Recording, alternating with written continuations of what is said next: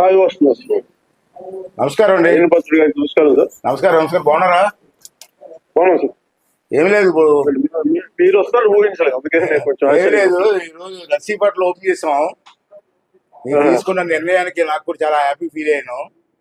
అంటే నేను కూడా స్వయంగా వచ్చి ఓపెన్ చేయాలని వచ్చాను సార్. చాలా బాగుంది, మంచి నిర్ణయం తీసుకున్నారు.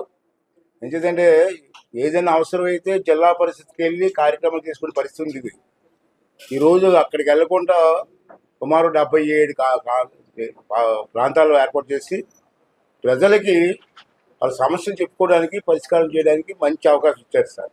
చాలా థ్యాంక్స్ సార్. నేను చాలా ధన్యవాదాలు తెలియజేస్తున్నాను. యాజ్ అ స్పీకర్గా మీరు చేసిన నిర్ణయానికి థ్యాంక్స్ అండి.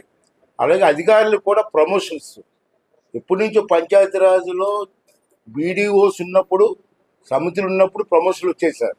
అప్పటి నుంచి ప్రమోషన్లే లేవు. మళ్ళీ మీ దయ వల్ల, మీ చొరవ వల్ల ప్రమోషన్లు వచ్చాయి. అధికారులు అంతా చాలా హ్యాపీగా ఉన్నారు sir. One more issue sir. ఇప్పుడు మనకి రామనారాయణ రెడ్డి గారు శాశ్వతమైన బిల్డింగ్ కట్టమని చెప్పారు సార్.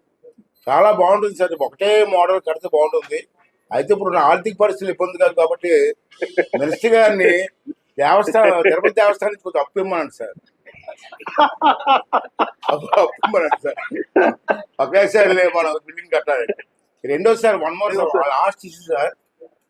నరేగా ద్వారా ఎక్కువగా పంట కాలువలకి లైనింగ్, సిమెంట్ లైనింగ్ చేసే అవకాశం కల్పిస్తే లాస్ట్ టైం కల్పించాం మనం.